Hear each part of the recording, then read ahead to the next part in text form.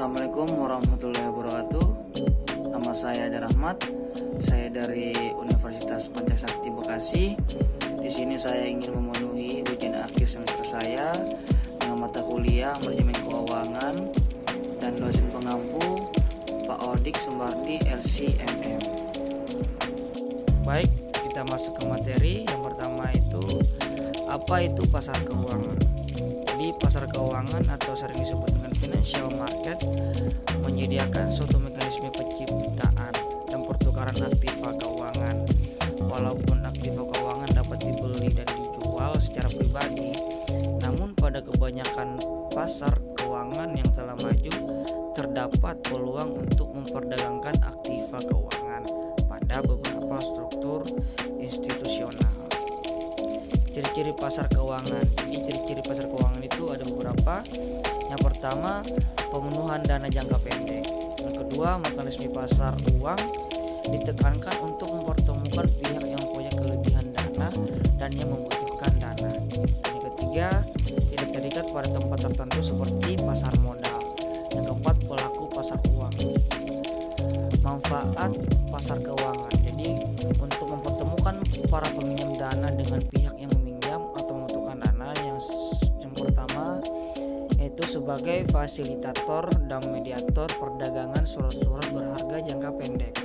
Dan yang kedua sebagai sumber dana untuk modal kerja bagi perusahaan yang membutuhkan tambahan modal untuk ekspansi. Dan yang ketiga sebagai fasilitator dan mediator kegiatan investasi dari luar negeri kepada usaha lokal dalam bentuk kredit berjangka pendek atau short term. Yang keempat sebagai wadah bagi masyarakat yang ingin membeli surat berharga, pasar uang dan sertifikat Bank Indonesia atau sering disebut dengan SBI. Instrumen pasar keuangan. Beberapa instrumen pasar keuangan adalah sebagai berikut. Yang pertama SBI, SBPU, yang ketiga sertifikat deposito, 4 interbank call money, 5 commercial paper, yang keenam treasury bills. Fungsi pasar keuangannya, yang pertama menentukan harga aktiva yang diperdagangkan melalui interaksi antar penjual dan pembeli atau disebut dengan price discovery process. Dan yang kedua menyediakan mekanisme bagi investor untuk menjual aktiva.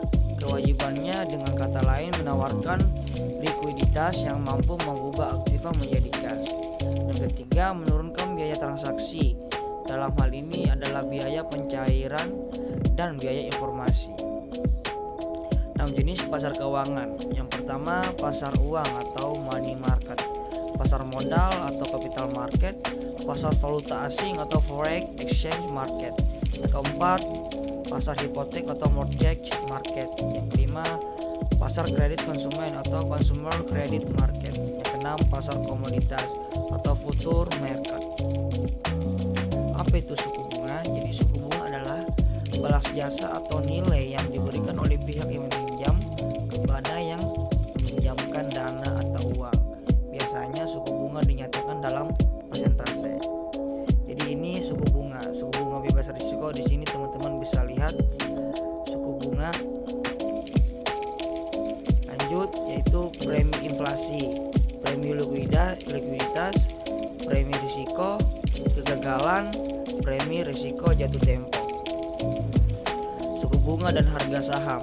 Pengaruh suku bunga terhadap laba perusahaan. Yang pertama karena bunga merupakan biaya. Yang kedua suku bunga mempengaruhi tingkat aktivitas ekonomi. Yang ketiga suku bunga mempengaruhi harga saham karena pengaruhnya terhadap laba. 4. Jika suku bunga naik dengan cepat maka investor akan memperoleh pengembalian keuntungan yang lebih tinggi di pasar obligasi. 5. Penjualan saham sebagai tanggapan atas naiknya suku bunga. 6. Karena tingkat suku bunga sulit dan tidak mungkin untuk diprediksi. Kasus pasar modal, perkuat kompensasi investor. Dalam disgorgement fund, uang pengganti berasal dari pihak yang melakukan pelanggaran yang dihimpun oleh administrator dan distribusikan kepada korban atas persetujuan OJK atau Otoritas Jasa Keuangan. Sedangkan disgorgement fund dikelola oleh seorang administrator yang ditetapkan oleh OJK. Adapun disgorgement fund lebih kepada biaya kompensasi atas adanya praktek yang tidak sehat yang dilakukan oleh beberapa pihak di pasar modal. Dana perlindungan pemodal dikelola perseroan terbatas yang mendapat izin usaha dari OJK, dalam hal ini dikelola oleh SIPF. Secara filosofis, dana perlindungan pemodal lebih kepada penjaminan atas aset pemodal yang dititipkan dalam bank kustodian sehingga terjamin keamanannya.